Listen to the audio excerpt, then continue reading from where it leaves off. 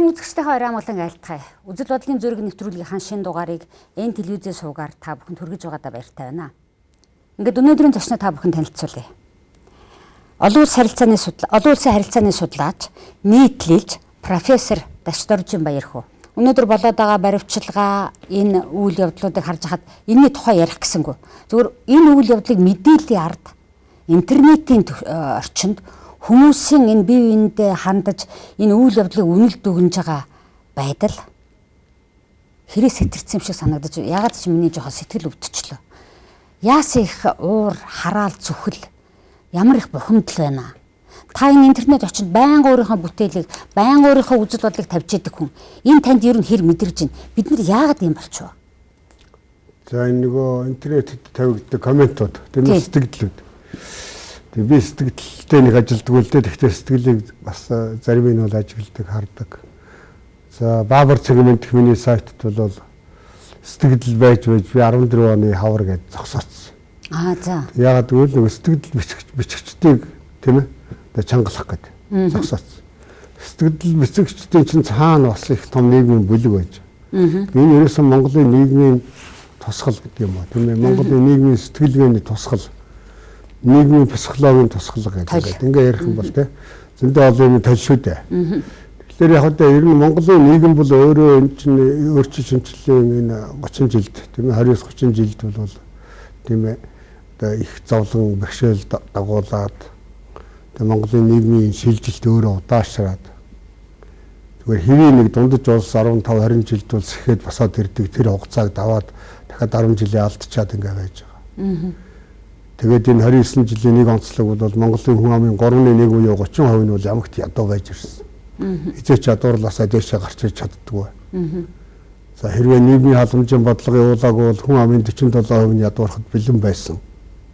Энэ бүхэн энэ комментийн тусгал гэж хэлэх гээд байна да. Тэгэхээр ядуурлагдчих юм бэ гэж тийм ээ энэ хүн амын 3.1 нь ядууралтай байгаад байдаг гэдэг бол бид ядуурлыг бол нэг эдийн засгийн ойлголт гэж үздэг юм уу эсвэл нэг засгийн газрын нэг ганц далаалтаар шийдчихдэг гэж тийм ээ ядуурлын цаана бол нийгмийн том психологи байж нийгмийн том хямрал нийгмийн зөрчил нийгмийн төсөөлт байж байгаа юм л. Тэгэхээр энэ ядуурлаас чинь хамгийн түрүү юу өстэй юм ихтэй зэрэг бол ойлгомжтой нь бол гэмт хэрэг. Ялангуяа ахуйн хулгай, заллин, мөнгөний гэмт хэрэгүүд тийм ээ. Ихтэй сайхан айл, сайхан хүүхэдтэй олон сайхан өнөр өтгөн амбул байлаа гэхэд ядуурчих юм бол тэгэл бүгдөө л зам мөрн бол харлал явчих шүү дээ тийм ээ. За бас нэг юм бол энэ гэмт хэргийг өөгшүүлэхээс гадна энэ ядуурлч нь бол нийгмийн том төсрэлт төрөгдөг. Улс төрийн төсрэлтэнд, улс төрийн тогтворгүй байх. Бухимдлаас үүдэлтэй шүү дээ. Яагаад гэвэл зэрэг би зүгээр баримт энгийн жижигхэн баримт хэлье. Монгол улс өнөөдөр 5 дахь ерөнхийлөгчийн үрийг үзэж байна. Тийм ээ. Улсын хурлын дарга нэг 7-8 солигдсон. Ерөнхий сайд бол нэг 17-8 солигдсон. Тийм ээ. За энд бол хэрвээ засгийн газар сайд хийгээд дамжаад ингээд ажилласан сайд нэр гэвэл 50 алдах байх. Хэдэн зуугаар хэрэг. Тэгэхээр өнөөдөр нэг цэвэр нэг ч улс төрч байхгүй Монголын нийгэмд. Одоо энийг хэнийг сайн гэх вэ? Явж өнөөдөр Чингис хаан Цэдэн балаа хэрэгсээр сайн нэртэй улс төрчгүй болцсон байж байгаа шүү. Энэ чинь нөгөө нийгмийн бохимдол ядуурлын чинь л үр дүн. За энийг хоёулаа нийтлэлтэй ч холбогдоод ярьчихна. Тэгэхээр та сайн нэг өгүүлбэр хэлчих юм. Би тэр комментчийг чангалах гэдэг нэ. Тэгээ чангалж чадсан юм уу? Энэ юм багамаа. Энэ ерөөсөө сэтгэл бичигчтэй чинь цаана юу хийд юм бэ гэж тийм хэн яагаад энэ сэтгэл бичдэг юм бэ гэж ерөөсөө өөрөө түрүү ярьлаа шүү дээ маш их бохимдолтой хорсолтой ууртай байна гэж тийм ээ за дээрээс нь би маш их атаархалтай байж дээ тийм ээ атаархлаа шудраг өсгээд ойлгоцсон 10% гээд би өгөл өтсөн шүү дээ тэгэхээр энэ их бохимдлын чинь цаана юу хийд юм бэ гэдэг зэрэг стрессийн гормон гэдэг юм хүний биеийн дотор үүрэлжсэн байж байгаа байхгүй тэрийг кортизол гэдэг юм.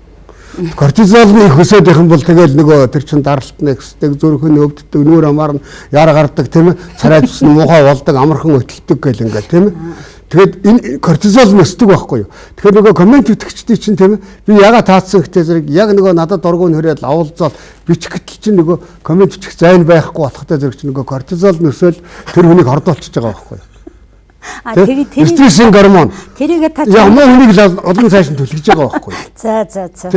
Энэний чинь цаана өөр юу байдаг гэхдээ зэрэг нөгөө талд нь бол одоо сайн сайхан эрэг гэгээлэг гормон бас байж байдаг. Тэгээ нэг уг сурвалжтай. Хүний бие чинь өөрөө чинь маш нарийн механизм байдаг. Эний чинь сэтгэл судлал одоо болтол баруун судлаад байдаг байхгүй юу? Энэ кортизолын тухай. Монголчууд өөрсдөө кортизолтой гэж ерөөсөө ойлгодоггүй. Би бүр кортизол гэж гарч гэлж байгаа төртөл өгөөл утсан шүү. Тийм. Улсын хурлын сонгуульд бол кортизол өсгдөг нэг том үйл явдал гэж. Тийм. Тэгээ кортизолоо сайн өсгөөд ав.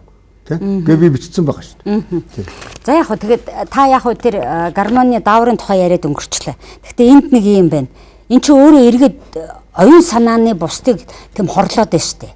Ингэж хамаа намбаагүй хүнийг элдв хоёроор нь хилж болдог.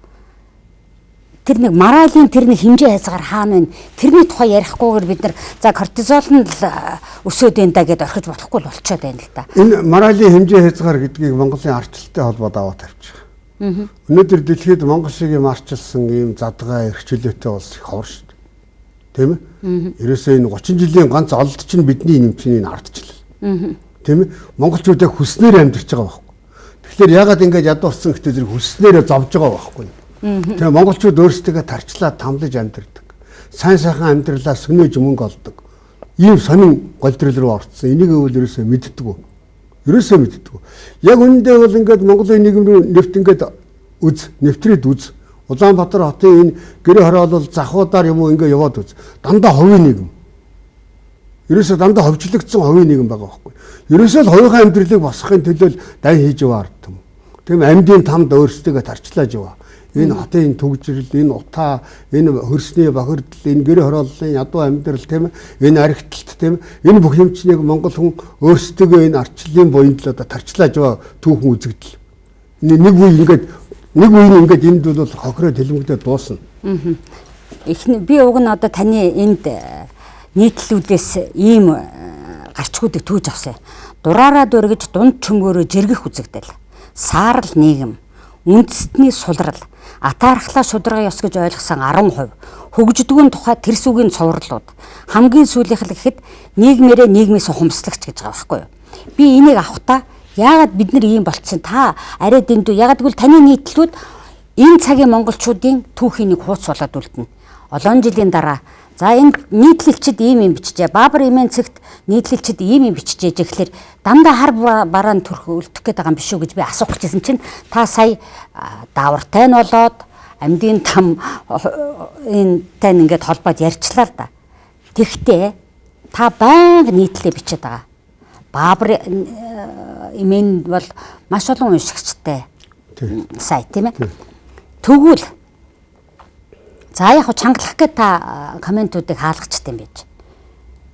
Тэгвэл энэ бичээд байгаа юмны чинь үр соёо нь хүний тархинд яаж бууж байгаа юм бэ гэдгийг та яаж мэддэг вэ? Уншигчдын тоогоор мэддэг юм уу?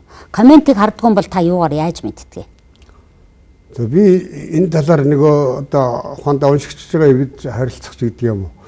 Тэгээ ийм янз бүрийн арга хэлбэрийг сонгож ажиллаж үзсэнгүү л дээ. Би өөрөө яг сэтгүүлч хүн биш тийм. Би өөрөө л зүгээр чөлөөт нийтлэл бичиж байгаа юм. Гэхдээ миний үндсэн ажил бол судалгаа шүү дээ. Би олон улсын харилцааныхаа яг тэр мэргэжлийн судалгааг хийж яваа хүн. Хажуугаар нь л энд харсан үтснэл бичээд байгаа нэг байхгүй юу? Дүгнэлт хийгээд. Тэгээд яг ер нь бид нар тавьдаг шалгуур бол маш олон уншигчтай байх хэрэгтэй тийм ээ. Бүр 10,000-аас доошгүй нэг нийтлэл.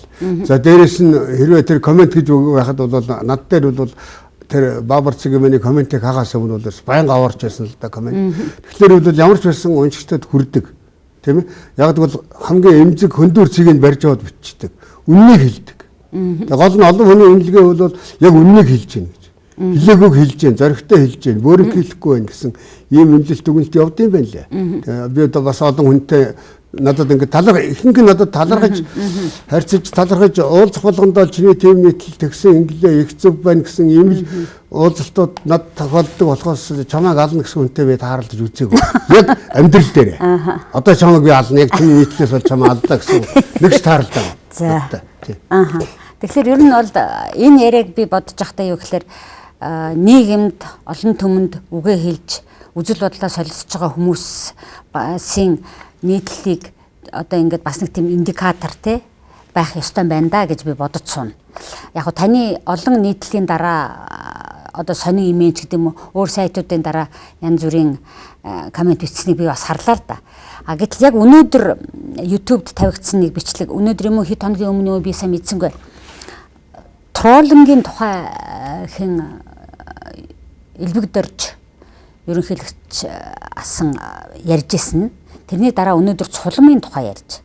Одоо троллинг гэдгийг хийгээд байгаа энэ цулам буюу тэр компьютерийн ард нүрээ хаагаад байгаа улсууд чинь юу болоод хин юм бэ?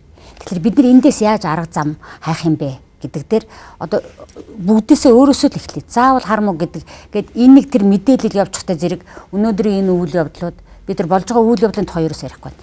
Ийм илэн болоод байна л да. Тийм учраас яриагаа ингэж эхэлчихлээ. За. Гэхдээ би эхний хуудсал яг энэ нэг бие бинийгээ үзэн ядж байгаа юмд л чиглэлсэн байна л да. Би таны тэр саарл нийгмээс иш татъя. Ямар ч ерөнхийлөгч ерөнхий сайд улсын их хурл гарч ирээд ард түмнээс 100% дэмжлэг авах нь өнгөрсөн орвоо болжээ. Ядаж 50% та байх болов гэтэл тэгдэггүй ард иргэдэн төр засгаа дэмжинэ гэж байхгүй ихэнхдээ үзэн ядсан үл итгэсэн тонилоосоо цаашаа гэсэн хандлагатай гэж байгаа. Эрх баригч бүхэл албан тушаалтан ажил албатай бүгдийг үзэн ядах зам руугаа орж байна гэж. Сэтгэлгээний үзэл бодлын их тийм экзэгтэй үед бид нар ороод ирвүү. Эсвэл юусоо энэ интернет орчин улсад хаасаагүй юм байдал болчихоо. Тэр нэг үхээсээ далдраасаа гэдэг чинь бүр хамгийн наад захын аятайхан үг болчих гээд байна шүү дээ. Энэ юм байгаа маа. Тэгээ саарл нийгэмгээд таны гарч гиснээр орчихч болмооргүй санагдав. Үгүй саарл нийгэм гарцаагүй. Одоо Монголд ямар сайн сайхан хүн гадаад дотоодоос ирдэг тийм ээ гадаадаас суралцсан, баруун суралцсан олон сайхан залуучууд ирэл саарл нийгэм чингээл алга болж байгаа юм. Сүүлд нь төрийн албанч байхгүй болоод тэгэл хуваарь нэг жижигхэн банк санхүүгийн байгууллага байгуулаад ингээл гараа явуулсан. Ингээл Монголын яг саарл нийгэм дотор ороод уусчдаг. Тийм ээ. Тэгээ 2 жил, 3 жил, 5 жилийн дараа нөгөө хүн гялтааж харагдах юм байхгүй. Ухаад олоод ирэх юм бол байж байна. А яг нийгмийн хавтгай дотор бол байхгүй. Тийм ээ. Монголын нийгэм нь олон хүн саарл нийгэмд амьдарч байгаа. Бүр олон хүн яг саарл нийгэм дотор байна. Гэхдээ энэ чинь ганц хариулт бол энэ ядуурлыг дарилах хэрэгтэй байхгүй. Ядуурлыг дарилчих юм бол ерөөсөө монголчууд бүгдээрээ сайн сайхан болно. Наад хараал зөвхөлтөн ч байхгүй болно. Энэ комментууд чинь ч алга болно. Гэхдээ баян амьдралтай нийгэмд яах юм? Одоо Монголд хоёр л асуудал байгаа байхгүй. Нэг нь ядуу нөгөөх нь асар их завтай байна. Залуучууд энэ бичиг үсэг мэддэг хүмүүс маань асар их завтай байна. За интернет орчин чөлөөтэй байна. Тийм ээ? Ядуу, завтай интернет орчин чөлөөтэй. Тэгэхээр чи юу хийцсэн байх юм бэ? Энэ хүмүүсийг аашнаар болох гэж байгаа юм тийм ээ? Ямар зохион байгуулалтгүй манай нийгмийн зохион байгуулалт гэдэг юм уу? Нийгмийн бүтэц маань өөрөө их эвдэгдсэн байгаа байхгүй юу? Тийм ээ? Юу ингээд сая 500 хүнийг Улаанбаатар руу ингээд чирж авчраад аваалцсан. Тийм ээ? Энэ дотор нь ядуурлан цэцгэлт. Чирч авчраад биш л дээ өөрсдөө. Гой хоног живчэрсэн. Тэр утгаар нь хэлж байгаа. Тийм зөвшөөрсөн одоо үндсэн хуулинд оруулсан тэр нэг та оршин амьдрах газраа сонго гэдэг чинь л одоо гай гэх үү одоо үрдүн гэх үү тийм. Тэгээд энэ чинь Улаанбаатараар дүүрэн би энэ өдөө аймгийн төвөөс эсвэл Эрдэнэтээс дарахнаас тийм комент бичиж байгаа гэж нэг итгэхгүй байна цөөхөн маш зөв. Ихэнх нь Улаанбаатарын энгийн хорол болоод энэ ядуучуудын дотор энэ ажилгүй завтай хүмүүс дотроос гарч байгаа.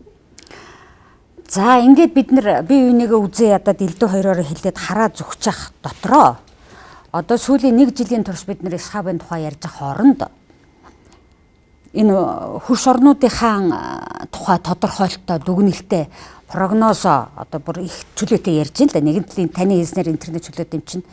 За бид нар одоо хоорондоо бие бинийгээ хэлхэн дүүрч. Гэтэл бидний энэ хөрш орнуудынхаа тухай юу гэж бодож байгаа вэ гэдгийг бидний сэтгэлээр харна үдтэй. Ингээд яг ингэж хэрэлдэж байгаа. Тэр дундаа хөрш орнуудаа ямар нэгэн байдлаар тодорхойлж байгаа Монгол хүнээр бол ямар төрхтэй харагддаг вэ? Энэ одоо яг та бүхэн судлаачийн яриа руу одоо яриа маань орж байна. Хэл давтаргүй улсууд. Тэгээ сайхан сэтгэлтэй давтаргүй улсууд л байна. Тэ сахилга батмуутай. Тэ их зоргоороо. Гэхдээ сайхан сэтгэлтэй гэж ойлгох уу? Одоо тэр одоо монголчууд өөрсдөө тодорхойлдог шүү дээ. Народ хамгийн сайхан улсууд л гэж ярьдаг шүү дээ. Хамгийн сайхан сэтгэлтэй гэж. Манай доо хороо урлагч бүгдээр энд зориулагдсан. Сайхан сэтгэлтэй ард түмнийг л сурталчилдаг шүү дээ. Тий. Тэгэхээр яхаа сайхан сэтгэлтэй зоргоороо тийм хэнэггүй, сахилахгүй ийм л ард түм. Ийм л хариуцлагагүй л улсууд. За яг бид нар өөрсдөө тодорхойлчтой. Бидний өнөөдөр ингэ байж байгаа. Одоо ингээд өдөр тутам яригадаад байгаа тэр нэг одоо олон улсын зах зээл дээр хийсэн гэрээ хилцээрээ хүртэл элдвэр нь хэлдэг. Хоёр хөршөө ингээд байгаа маань нөгөө Монгол улсыг үнэлэх үнэлгээнд нөлөөлнө гэж байх уу? Эсвэл энэ зүгээр хувь хүмүүсийн санаа бодлоо гэдээ орхит юм байна. Асар хинэлэл. Монгол улсын нэр хүндийг бол өстой дэлхийд дахинд бол алж туусан шүү дээ. Манай олон улсын нэр хүндийг бол унган шүү дээ. Тийм ээ. Үеийн засгийн газрууд гарч ийл энэ чинь бүгд санаа зовоод ярьдаг байхгүй юу. Гэхдээ гадаад улс төрийн бодлого гадаад харилцаа хоёроо бас жоохон заагалж яриад. Гадаад харилцаан дээр бие авч явах тэр сахилгын тухай асуудал байхгүй юу. Тэрээс Монгол төрийн гадаад бодлого бол чиг мөрөөрөө явж байгаа шүү дээ. Энэ чинь бол маш сайн үзэл баримтлалтай тийм ээ. Засгийн газрын үйл ажиллагааны хөтөлбөрөөр бол гадаад бодлого бол маш тодорхой томьёолчдаг, тодорхойлцдог, зорилгодоо хүрдэг. Тийм учраас би бичдэг байхгүй юу. Өнгөрсөн 30 жилд арчлын жилүүдэд Монгол улсын нийгэм, эдийн засаг, улс төр тийм ээ бүх салбарыг аваад үзэхдээ гадаад харилцааны салбар шиг хол прогрессор хол гэсэн салбар байдаггүй юм. Гадаад харилцааных нь. Яг одоо жинхэнэ хоёр талын харилцаан дээр тэр дундаа гадаадынхны хөрөнгө оруулалт, гадаадтай хийж байгаа эдийн засгийн болоод худалдааны хамтын ажиллагаан дээр монголчуудын тэр сахилга бат хэлсэндээ хөрөх, амлсандаа хөрөх, олон түншийг мөргөлдүүлэхгүй байх. Тийм ээ. Эсвэл олон түншийн эрэл зэрэг гарах. Тийм ээ. Тэгээд бүгдэндээ найрсаг барих гэж ингэж тийм олон сандал дээр зэрэг суух гэж оролдох.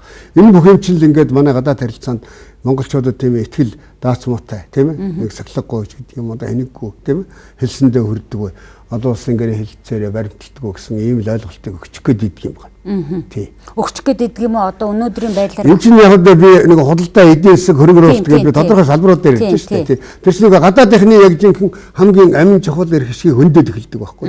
Тэрс улс төрийн харилцааг би нэг яриаггүй. Тийм ээ тий. Айхтар том улс төрийн харилцаан дээр алдаад байсан. Яг олон тохиолдол дээр бид нэр сонсч байсан л да. Яг ингээд юм эхлэх гээд ирэхээр их хурлын байнгын хорон дарга нь мэднэ гэх юм. Сайд нь мэднэ гэх юм. За тэр ашигт малтмуудын газар нь мэднэ гэх юм. Аль нь толгойтой юм бэ? Аль хідэн толгойтой байж шийдэх ёстой юм бэ гэдэг дээр хүртэл эргэлзээ үүсэж байгаа юм л да. За энэ зөндөө байна би энэ дээр. Тийм. Тэгэхээр бид нар энийг ингээд дотроо яриад ингээд их олон жил болчихлоо. Гэтэл одоо өнөөдрийн Монгол улсын тухай би одоо найруулагч байгаа тэр бичлэгийг бэлдээсэй гэж хүсэж байна. Нэг богинохон бичлэгийг ердөө 7 хоногийн өмнө YouTube тавьсан. Орос хэл дээр орсууд хийсэн байгаа. Тэгээ Легенда 2020 гэдэг нэг тийм сувгаас тавьсан байна л да. Тэр сувг нь болохоор хамгийн бодиттой олон улсын харилцааны мэдээллийг би түргэнэ гэдээ өөрсдөө тодорхойлсон байгаа. Ерөөсө 7 хоногийн хугацаанд дотор байна шүү дээ. Одоо дахиад 10 мянгаар нэмэгдээд энэ ердөө хэдхэн цагийн хооронд. Өнөөдөр үдээс өмнө би харахад 750 мянга үзэгч үзээд 3400 сэтгэл бичигдсэн байгаа. Тэгээ одоо энэ дүрсэн дээр энд яваад байна л да. Тэгээ би энд бүгдийг үзүүлж чадахгүй энд би товчлоод хэлээдгээ. Тэгээ энэ нэвтрүүлэг юу гэж эхэлж байгаа юм гэхээр 13 минутын нэвтрүүлэг юу гэж эхэлж байгаа. Монгол улс хятад руу одож байна. Харин дэлхийд дуугүй гэсэн гарчигтай нэр нь. За тэгжсэн хамгийн ихний өгүүлбэр нь юу гэж юм гэхээр удахгүй Монгол улс дэлхийн газрын зургаас алга болж магадгүй гэсэн өгүүлбэрээр эхэлж байгаа. Тэгээ ерөнхий утга нь бол яг тэнд ганцхан тоо хэлэгддэг нь Улаанбаатар хотын хүн амтай тэнцэх хятадууд Монгол улсад ороод ирлээ. Тэгээд ерөөсөө эдийн засгаараа энэ улс хятадын иргэшээлд орж ингээд хамгийн төгсгөл бүгдийг ярих боломжгүй учраас би төгсгөлийн өгүүлбэрийг орчуулснаа би хэлээд. Тусгаар тогтсон гадаад Монгол улс өөрөө хүсэхгүй байсан ч хятадын тоглож буй хөгжмийн аянд улам бүр бүжиглэх боллоо. Гэтэл Оросын хувьд стратегийн өнцгөөс авч үзэхэд хятад Монголыг залхих нь хамгийн ашиггүй хувилбар. Ягаад гэвэл Монголыг алдна гэдэг бол Оросын хувьд чухал эрдэс баялаг мөн өөрсдийн бараа бүтээгдэхүүний зах зээлээ алдна гэсэн үг. Түүнээс гадна хятадтай хэлийн урт нэмэгдэнэ гэж байгаа шүү. Цэрэг дайны өнцгөөс авч үзэхэд мөн л ашиггүй. Төгсгөлд нь стратегийн хувьд Монголыг алдах нь найрсаг хүчээ алдна гэсэн үг. Тиймээс Москва хятадуудыг Монголын газар нутгаас бүр мөсөн гаргаж чаддгүй маа гэхэд ядаж өөрийн нөлөөллийн тодорхой хэсгийг авч үлдэхийн тулд ойрын хугацаанд хамгийн их хүчин чармаалт гаргах хэрэгтэй байна гэж ингэж бичсэн байна. Яг одоо энэ төгсгөлийн хэсэг энэ дээр гарчээ. Тэгээ энийг тэр ард руу гэдэг ардын тэр орос хэл дээр их сайд аваад тавьчихсан байна л да. Хэдэн монгол залуучууд ороод та нар юу солиод байгаа монад тийм олон хүн хятад амьдрдгүү гэдээ орос хэл дээр яасан байгаа. Ерөнхийдөө бол Оросын үзэгчид энийг маш идэвхтэй үзэж байна. Энэ одоо за яах вэ нэг хүмүүс янз бүрийн юм хийгээл тавьдгал үдтэй юм шиг боловч ягаад өнөөдөр ийм яач вэ? Та судлаачийн хувьд энийг одоо ямар юмтэй байдгал юмгээд хаямаар юм уу эсвэл за энэ яг одоо Монгол Оросын харилцаа, Монгол Орос хятад гурван талын харилцаа, тэгээ Монгол хятадтай харилцаа гэдэг ингээд их том асуудлыг хөндсөн тийм санаа зовсон ийм л материал нийтлэл байна шүү дээ. Мөн ярьж Монголыг алдах гэдэг санаа зовоод байгаа байхгүй юу? тий. Ер нь бол Оросын хувьд Монгол хэмбэ гэдгийг бол бид бүр 20 дугаар зууны түүхээр бол сайн мэднэ тийм ээ. Ерөөсөө Монголын чинь бол Орос юу гэж үздэг вэ гэж 1907 оны хаант Орос Японы Петербургт байгуулсан хэлэлцээр байдгийг. Улс төрийн харилцааны тухай хэлэлцээр гэж. За тэр хэлэлцээрийг дагалдаж байгуулсан нууц гэрээ хүртэл байдаг юм. Олон жил нууц сууж байгаад ил болсон. Тэр гэрээгээр бол 1907 онд хаант Орос Японоор юу гэж өвшөөрүүлсэн бэ гэхдээ зэрэг хаант Оросоос гадаад Монгол явуулж байгаа тусгай эрх ашгийг Япон хүлээн зөвшөөрнө. Гадаад Монголд хаант Оросын тусгай онцгой эрх ашгийг бол хөндлөнгийн ямар нэгэн үйл ажиллагааг явуулахгүй гэдэг ингээд заасан байна. Яг тэр бодол дээр ингээд хаант Орос маань цаашаа Монголтой харилцаад за тэгээд 13 онд хаант Орос дунд тэргүүн улсын улс төрийн тунхаглалаар Монголд автоном гэдэг тэр статусыг олгоод 15 оны хаагтын гэрээгээр албажуулаад тийм өөр сүүл зөвлөлт бат улсын үед 1924 онд Бээжингийн гэрээгээр дунд тэргүүн улс зөвлөлт хоёр ч дахиад Монголд тийм хятадын нэг хэсэг боловч бас Оросын сонирхолтой нутаг гэдгийг нь бол бас тохиролцоо зөвшөөрөөд ингээл яваад байсан байдаг байхгүй юу. Тэгэхээр бол 45 онд Монголыг дунд тэргүүн улсаар зөвшөөрүүлэх. Одоо 45 оны тэр 10 дугаар сарын түүхэн санал хураалт Монголын ард түмний санал хураалтын чинь өмнө Сталин болоод дунд тэргүүн улсын гадаад хэргийн 2 сайттай ярьсан тийм тохиролцсон зүйл бол гадаад Монголд тэр үеийн бүгд Монгол ард улсдах зөвлөлтийн онцгой ашиг сонирхол. Тэр дундаа стратегийн геополитикийн онцгой ашиг сонирхлыг хүндэгнэ. Яг тэгвэл гадаад Монгол гэдэг бол маш том хамгаалтын жиргэвч бүс нутаг манай Сибирийг халахлж байгаа маш том онцгой ашиг сонирхлын бүс учраас бид бол энэ гадаад Монголыг тусад нь байлгах сонирхолтой байна гэж тэгж зөвшөөрүүлсэн байдаг шүү дээ. Тэгэхээр энийг л одоо алдаад 90 оны даарчсан хувьсгалаар нэг том алдаа гарсан тийм ээ. 90 онд бол үнэхээр тэр хяналтнаас гараад явцсан. Зөвлөлт өөрөө нураад унтсан. Зөвлөлтийг залгамжлагч одоо Оросын холбооны улс гэдэг маань империйн бодлогыг явуулж чадахгүй байсан.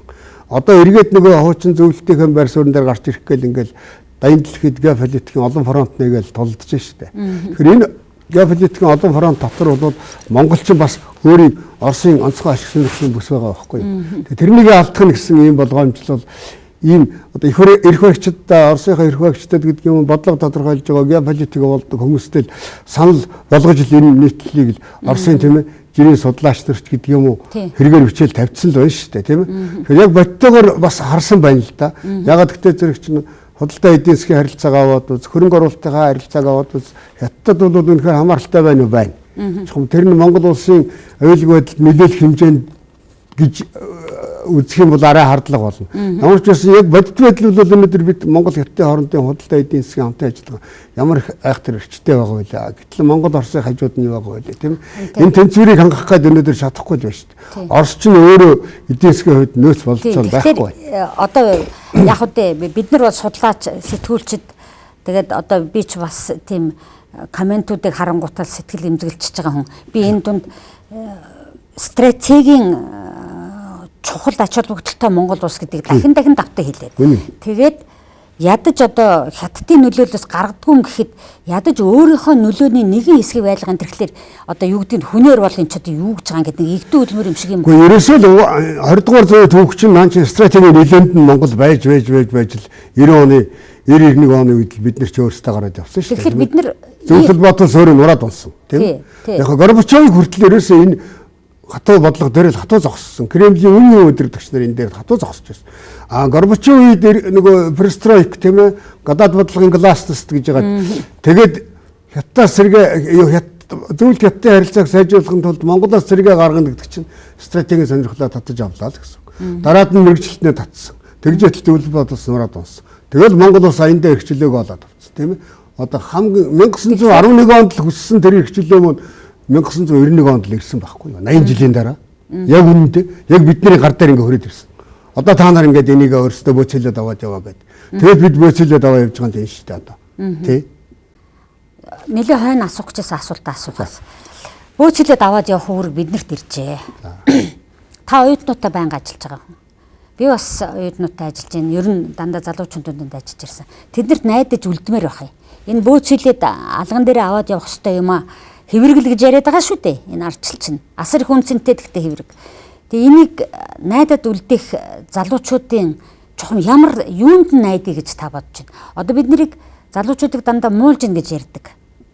Гэтэл би бас маш их сайхан юм харж байна. Тэгэхдээ одоо ядуурлыг бууруулах гэдэг юм уу те одоо таны түрүү хэлсэн тэр бүгдийг хүлээхээс илүү залуучуудын ямар шин чанар энийг бөөцөлөд аваад явах ёстой гэж та харддаг. Би зөвхөн арчил эрхчлөө гэж ярьж байгаа юм биш. Арчил эрхчлөө жинхэнэ нөгөө бидэнд олдсон хамгийн их бөөцөлмөр юм чинь тусгаар тогтнол. Тийм ээ. Одоо монголчуудаас хөрөөд ирсэн энэ жинхэнэ тусгаар тогтнол маань тийм ээ. Одоо даяар дэлхий дээр тусгаар тогтносон Монгол улс гэж байгаа маань тийм ээ. Энэ дэлхийн 190 гаруй улстай дипломат харилцаа тогтоодсон байгаа маань тийм ээ. Одоо энэ олон улсын харилцаа хамтын ажиллагаанд өөрийнхөө бас жиндээ тохирсон байр суурийг олоод авчихсан байгаа маань энийгээ цааш наваад яв тийм ээ. Энэ дотооддоо бол улс төрийн арчил гэдэг маань бол улс төрийн сонголт хийхдээ л арчлаа хэрэглэх гэсэн үг болохоос арчилтай байна гэдэг чинь ажил хийхгүй байна ядуурна гэсэн үг шүү дээ. Тэгэхээр зэрэг эний чинь ердөө аргалах юм бол энэ залуучуудыг зөв голдролд нь оруулах, зөв хүмүүжил суулгах тийм ээ. Энэ залуучуудад бид нар найдаж үлдээхин тулд яг хөөхтэй зэрэг энэ залуучууд маань өмчтэй хөрөнгөтэй баян тансаг амьдралтай байх хэрэгтэй. Хулгай хийхгүйгээр хуулийн дагуу баяжсал байх хэрэгтэй. Тийм ээ. 3 сая гэдэг хүн бол үнэхээр гадаад улс орнууд бол одоо хөхнөөд нь өрдөг баг. Яагаад 3 сая хүн ингэ ядуу байгаад байдаг. Дандаа энэ мөнгөний гуйлагтай, дандаа гадаадд өртөө. Тийм ээ. Энэ ямар нэг тийм өвдөс байна та нарт ямар тийм онцгой тийм онцлог байна. Тийм энэ одоо ямар энэ чинь яаж тайлж таньж үзэх юм бэ гэж. Бараг өвдөс ээжээж ингэж амьдарч байна. Ямар энэ чангаадаг татдаг нэг л юм байна гэж тийм ээ. Тэгээ би энэ чил гаргах гэж дөрөвнөөс хойш тэр бичээд байгаа нийтлүүд чинь тийм ээ. Би энэ монголчуудын мөнгөний соёл гэдэг нэг үг л байгаа та тийм ээ. Тий.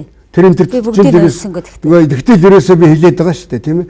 Найч хууч биш тийм ээ. Салан задгай, замбраагүй, дураараа, зоргоороо, нэг наадамч, наригаанч тийм ээ.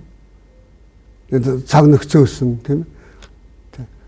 Юу ч хийхгүй байж чаддаг хүмүүжил гэж би нэг удаа бичсэн. Тийм, тэрийг чинь би уншсан. Ингээд энэ чинь нэг тийм үндэсний жижиг онцлогуд байхгүй юу? Энийг чинь арилгаж болно. Тийм. Энэ бол баяжхад бол их ойрхонд байгаа юм л да. За тусгаар тогтнол гэж ярьснаа би одоо таны энэ номыг сүүлийн 1 жилийн хугацаанд одоо сүүлийн 1 сар 2 сар бол маш хүчтэй ярьсан юм бол энэ Шанхай хамтын ажиллагааны байгууллага. Энэ нэг бүс нэг зам гэх таны ном л доо. Шанхай байгууллага дээр нь байна. Тийм. Шанхай байгууллага ба нэг бүс нэг зам гэдэг. Тэгээд энийг би үзэгчд үзүүлээд энийг уг нь би энэ тухай ерөөсөө ярихгүй гэж бодсон юм. Тэгэхдээ ер нь одоо нэг цэг тавил яасан. Олон хүн ярьлаа. Олон хүн өөрийн санал бодлоо хэллээ. Ерөөсөө эн чинь бид нар тэгэж уухайлан хам хум бодоод шийдчих асуудал биш юм байна. Энэ цаг хугацаа хэрэгтэй байна гэдэг дээр би очисон болов гэж бодох юм. Нэг хэсэг хугацаанд би тэгэж бодохоор байна л да. Тэгээ та ерөөсөө энүүгээр ингэж ном бичиж одоо олон улсын харилцааны сургуулийн захиалгаар бичсэн байлээ шүү дээ тийм ээ. Ингэсэн хүний хувьд одоо хоёулаа нэг цэг тавья гэвэл та юу гэж хэлмээр вэ? Нэг хэсэг хугацаанд одоо ингэ. Тийм. Тэгээд яг Шанхай байгууллагыг манайх ямар өнцгөөс хараад байгаа юм бэ гэдэг л их сонин харагдаж байгаа юм л да. Үүнийхээр энэ улс төрчнөр болоод тийм ээ энэ их хурлд сууж байгаа хүмүүс нөхдөөд тэгээд энэ ер нь хүмүүсийн яриад байгаагаар бол Шанхай байгууллага бол Монгол улсын хөгжлийн гарц хувилбар гэдэг юм уу тийм ээ хөгжлийн толгуурч гэдэг юм. Тэр өнцгөөс харж тийм ээ Шанхай байгууллагыг одоо айхтар том эдийн засгийн интеграцанд явж байгаа байгууллага учраас тийм ээ энэ дунд нь ороод л ингээд нөгөө бид нэр хийж чадахгүй өсөж байдаг 3 улсын эдийн засгийн хангил гэдэг юм уу тийм ээ нефт хийн хоолой тийм ээ энэ хурдны зам төмөр зам гэдэг ингээд энэ бүгдийг тавиулж яваад ингээд тийм ээ дээрэс нь ард түмнийхээ амьдралыг сайжруулчих тийм ээ болж игэл нэг мөнгө цаас олоод ард түмнийхээ амьдралд нэмэр болчих тийм ээ өрнөөс нь салгачих ядаж тийм ээ ядаж ингээд сэтгэл тайван амгалан цагаан сар наадмаа хийжээгдэ тэр мөнгө ороод ирнэ гэсэн ийм сайхан ихтгэл горилго яваад байгаа байхгүй юу тэгэхээр энэ л зэрэг тавих хэрэгтэй Шанхай байгууллага бол монголчуудыг ядуурлаас нь гаргаж өгдөг ажилгүйдлийн шийдэж өгдөг хөнгөлөлттэй зээл буцалтгүй тусламж олгодог олон улсын эдийн засгийн байгууллага биш ээ. Энэ бол олон улсын харилцаанд байдаг өдий төдий институцийн нэг ээ. Тийм ээ. Энэ бол итгэлцэл ингээтэй сайн хөршийн харилцааг бэхжүүлэх чиглэгдсэн бүс нутгийн байгууллага. Итгэлцэл гэдэг нь урдаа явж байгаа. Ингэтэй гэдэг нь ард нь явж байна. Тэгэхээр итгэлцэлгүй байсан орчинд итгэлцлийг бий болгохын төлөө байгуулагдсан байгууллага. Тэгээд би нэг юм асуугаад байгаа шүү дээ. 2003 онд Шанхай хамтын ажиллагааны байгууллагын засгийн газрын тэргүүнэрийн тийм дэд хэмжээний уулзалтаас худалдаа эдийн засгийн хамтын ажиллагааг хөгжүүлэх 20 жилийн хөтөлбөр гэдгийг баталсан юм аа. Тэр нь 2023 онд дуусах юм аа. Одоо 16 жил тэр хөтөлбөрийг мөрдөөд ажиллаж өнөөдөр манай энэ Шанхай байгууллагад итгэл хүлээлгэж байгаа энэ нөхдөөд харах хэрэгтэй. Шанхай байгууллагын оролцоотой бий болсон хамтын хүчээр болсон ямар эдийн засгийн төсөл бүтээн байгуулалт за бүр зам гүүр барилга байгууламж одоо нэрлээд гаргаад байна. Одоо Монголд энэ дотж ирсэн юм байна гэдэг. Нэг ч юм байхгүй. Одоо 4 жил үлдсэн. Би энэ хооронд гэлцэл худалдаа эдийн засгийн хамтын ажиллагаа өрнөчнө гэж бодохгүй. Тийм ээ. Жил болгоныг сүрлэг уулздаг. Тэгээ манай хажиглагч гэж очиод тэгээ жинхэнэ гишүүдийн уулзалтаас хоцроод үлддэг. Тэрэнд нь л одоо ингээд латаархаад хорсоод гомдоод тийм ээ. Манай ерөнхийлөгч өшгөний ард талд үлдчихлээ гэсэн ийм нэг Монгол хүний нэг тийм хор шар бас явдаг байхгүй ард тал тийм ээ. Ингээд эсвэл ингээд Монгол ороод эсвэл ингээд жагсаад хөдөлцөөл ингээд 9 талбайны хүн гараад ирэх оронд чинь нөгөө найг нь үлдээл Монгол, Беларусь, Афганистан, Иран ингээд та нар ажиглагч учраас одоо ингээд уулзлаас гарна уу гэж ингээд зарлаад гаргаж суух нь одоо тийм гомдолтой байдаг юм уу, хорслолтой байдаг юм. Тэрийг мэдэрсэн улсууд байх шиг байгаа. Тэн дотроос. Тэгэл ерөөсөө ястай энэ дотор орох минь яалаа л гэсэн ийм нэг хор шар байдаг. Тэгэхээр одоо тэр гордлого бол миний яриад байгаа тэр эдийн засгийн тэр гордлогонууд бол байхгүй. Хизээч байхгүй. Тэгэхээр одоо эндээ ингээд зүтгээд дайраад орох юм уугүй юу?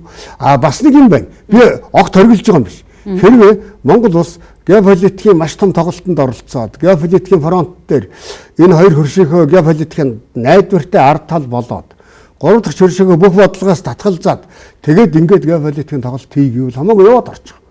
Өөрийгөө золиод орчих. Тэгээ үз. Монгол Америкийн, Монгол Японы, Монгол баруун Европын харилцаанууд чинь бүгд хайрцаглагдаад жижигхэн болчихно. Тий. Юу стратегийн түншлэл, юу өргөтгсөн ижүүрийн түншлэл тийм байхгүй болно шүү. Тий. Харин тий. За тэгвэл цэг тавья гэдэг яриа маань одоо ингэж хий мөрөөдсөн мөрөөдөлтөө цэг тавья гэдэг үг болоод дуусна да. Тэг. Тэгсэн.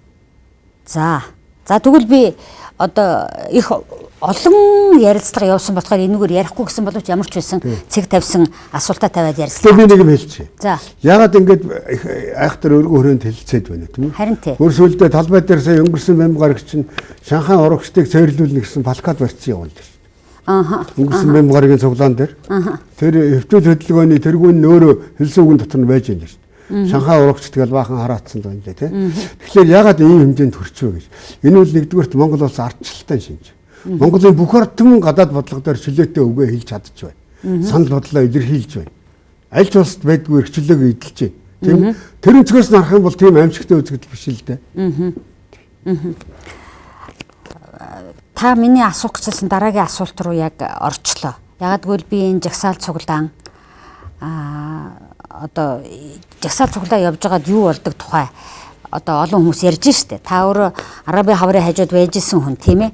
Тэгээд би энэ Дашондонгоон Спицион Сигелигийн нэг бүтээл байгаа штэ. Хөөрсөн түмэн ба гэмт хэрэг гэж. Преступная толпа гэдэг орос үгийг л преступная толпа гэдгийг л хэлээд ах шиг байгаа. Тэгэхээр ер нь хөөрсөн түмэн дотор бол энэ улаан малгайтай эмэгтэй тэр хар өмдтэй эрэгтэй гэж байдгүй гэнэ л дээ. Тэгэл тэр ерөөсөө ингээл тийм тодорхой нэг тийм хууль хүчин зүйлээр ингээд юу ч хийж болохоор болцоод идэв. Тэгээ би энэ олон жагсаал цуглаан тэгээд зарим бас л комментуудыг харахад энэ турхиралт чи одоо эцэстээ ийм юм дагуулах уу гэж айх. Та тэр хөөрсөн түмэн гэдэг юм уу те ястай преступная толпа юу хийж яхахыг харж байсан үний хувьд энийг та ер нь энэ улс орны тусгаар тогтнол энэ хүмүүсийн эрхчлөө гэдэгт тэр хөөрсөн түмэн гэдэг юм ер нь ямар үүрэгтэй байдаг та юу гэж тодорхойлж хэлэх вэ? Тий одоо энэ өнгө төвсгалууд гэж яриад байгаа шүү дээ. Өнгө төвсгал гэж. Тий. За яг хуу ер нь бол ардчлалын том давлгаа бол 80-аад оны Польш тийм эв санаа нэгдэл үйлдвэрч нэвлэл гэж байгаа. Тэгээд Польш Унгарт социализмын цайз тийм сэцэцэг хөгдөө. Тэгээд 89 оны сүүлээр Дорн Европ төрчихтэй. Тэгээд залгаад Монгол гэдэг. За энэ чинь бол тухайн үеийн яг нийгмийн шаардлагаар нөхцөлдсөн буу болсон ийм нийгмийн том хувьсгал байж тийм ээ. Зарим нь бол 50 аргаар тийм ээ. 50 аргаар хийсэн нь бол тийм ээ. Одоо бархтны хувьсгал гэдэг байгаа шүү тийм ээ. Аяда хувьсгал гэж. За тэгтэл бол дараад нь гинт энэ учир бүтээлэг хачин хувьсгалууд энэ ялангуяа хуучин зөвлөлтийн бүрэлдэхүүнд байсан. Кыргызстанд 2 удаа болсон. Тэгсэн. За Гүржид болсон. Украинд Украин Майданаас өмнө бас 2004-5 онд чинь бас нэг Ющенко гаргаж ирдэг чинь бас нэг хувьсгал. Дараад нь Януковичийг буулгадаг чинь бас нэг хувьсгал. Тийм ээ. Дараагийн Евро Майданууд бол Молдовт бэлтгэгдчихжээ гэдэг Оросын үндэсний аюулгүй байдлын зөвлөлийн нарийн бичгийн дарга Патрушев хэлээ тавьсан байна. Хэмтэр. Тэгэхээр энэ бол яг хойрсон түмэн гэдэг чинь энэ хувьсгалыг л гардаж хийгээд байгаа юм. Тэгээ миний төрөний хэлдэг яг би эхний яг ярианы ихэнд хэлсэн. Монголын ард түмний 3-1 нь ядуу байх юм бол 3 хүний нэг нь ядуу ойлгочин байх юм бол хизээ нэгэн цагт хойрсон түмэн бол тэсрэл босоод ирнэ. Нийгмийн тэсрэлт гэж би хэлсэн шүү дээ. Энэ 3-1 ядуу байна гэдэг чинь ерөөсөө ядуурл гэдэг чинь нийгмийн тэсрэлтэнд бэлтгэгдсэн ийм л яг бодит байдал байхгүй. Тийм энэ дээр маш бага тийм сэтгэл зүй оруулахад тэгэл тесрэх байхгүй.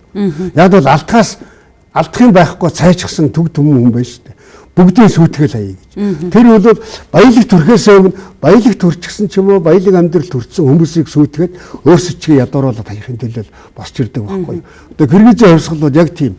Одоо хондоо Бишкект бол тэр дараад нь 2 дугаар хувьсгалаар бол хондоо яг хотын төвийг сүйтгэл тэгэл одоо манай ханаар бол энэ зайсан шиг тийм хороол руу очиод цахаас нь галдаж шатаагаал нураагаал дээрэмдэл ингээл тоноод эхэлсэн. Яг Египт 2011 онд тэр Тахририйн хувьсгал эхэлсэн эхний хэдэн өдөр ч юм бол одоо Каир хот бол тэр жигтэй тоноолчдын гарт тийм ээ талхигдсан сүрсэн. Би дараа нь өөрөө өдөрөө харсан л да.